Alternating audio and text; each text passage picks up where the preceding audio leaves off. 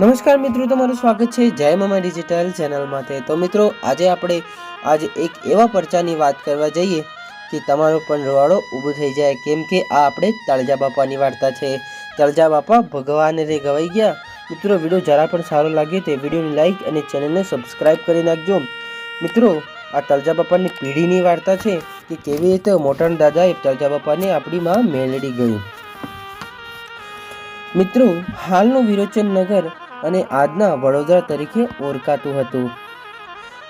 Video સારો લાગે તો વિડીયો લાઈક અને ચેનલને સબસ્ક્રાઈબ કરી બેલ નોટિફિકેશન ઓન કરી દેજો, જેનાથી આપણો વિડીયોનો નોટિફિકેશન સૌથી પહેલે તમારામાંથી આવે. આ ગામમાં દેવી પૂજકોનો એક નેહડો હતો અને ત્યાં માતાજીના પરમ ભક્તો હતા. ત્યાં માતાજીને લોરની હજીરાની માતા તરીકે ઓળખાતી હતી. પહેલાંના સમયે જીવન અને હજીની મેલડી હતી, એ જ આ લોરના હજીરાની મેલડી હતી. એક દિવસ બાજુના ગામમાં મોટણ રબારીની ગાયો ખોવાઈ જાય છે. આજુબાજુ બધી જગ્યા ગોતી નાખી, પણ ક્યાંય ગાય પણ દેખાતી નથી, ક્યાંય ન મળી. એટલે કોઈકી આવી અને કીધું, બાજુના ગામમાં લોર ને હજીરાની મેલડી પૂજાય છે અને સાક્ષાત માં મેલડીમાં બેઠા છે. તમે એકવાર માનતા રાખી તો જુઓ, માં મેલડી તમારું કામ જરૂર પૂરું કરશે.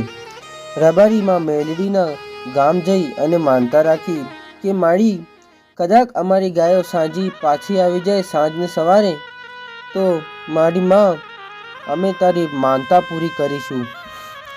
ત્યાં તો માં મેલડી બોલી, ખમા અમારા મોટણના રબારીઓ, ખમા. જાઓ, તમારી ગાયો પાછી આવી જાય તો જાણજો કે મેલડી બોલી હતી.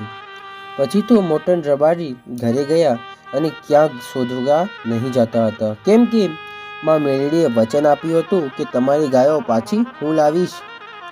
પછી સાંજ પડતા ગાયો પાછી આવી અને પછી તો માનતા પૂરી કરવાનો તેને સમય પણ નથી મળ્યો. પછી તો એકવાર મધ્યરાત્રિના સમયે માં મેલડી મોટણ રબારીના સપને આ જઈ અને કહેવા લાગી કે લા મોટણ, એ મોટણ જાગે છે કે સૂતો છે? માડી બોલો, હું કામ થઈ મને યાદ કર્યો? તું મને ભૂલી ગયો હો? મારી માનતા તો રાખી, તારી ગાયો પણ પાછી આવી, પણ પૂરી ના કરી શક્યો હો બેટા. કે ના માં, મારાથી ભૂલ થઈ ગઈ, હું તમારો ક્ષમા પ્રાર્થી છું. મને માનતા પૂરી કરવાનો સમય ન મળ્યો માડી, તમને ના ભૂલ્યો હતો માં. કે માડી, હવે મારે શું કરવું તમે બતાવો મારી માં. તો સાંભળ દીકરા, મને તારા કોળમાં પૂજાવું છે, તો મને તારા કોળમાં બેસાડજે. અને હા માં, એમ જ કરી.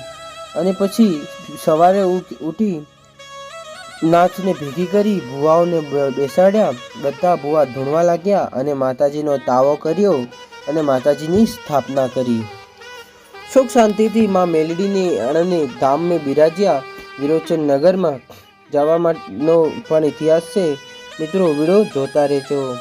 પછી રોજ સવારે માતાજીના ધૂપ દીપ કરતો અને માં મેલડીની સેવા પૂજા કરતો. પછી તો થોડા વર્ષો પછી મોટણ રબારી માતાજીને લઈ અને વિરોચન નગર આવી અને રહેવા લાગ્યો. અને ત્યાં જતા પછી તો માતાજીની મહિમા વધવા લાગી અને માય મેલડી અનેક પરચાઓ પૂર્યા. માં મેલડી બધા પરચા પૂર્યા અને બધાએ ભક્તોને મન જીતી લીધા. પછી તો વાલા મોટણના દીકરા વાલાભા અને વાલાભાના દીકરા બીજોલભા અને બીજોલભાના દીકરા ભગવાન તળજાભા. આ હતો તળજાભાનો ઇતિહાસ પેઢીનો. મિત્રો, વિડીયો સરસ મજાનો હતો.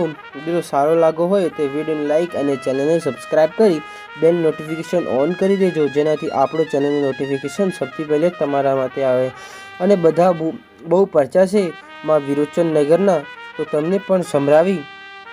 જય જય માં મેલડી, જય જય માં મહામાયા મોમાઈ, જય જય મારી માં મહાકાલી.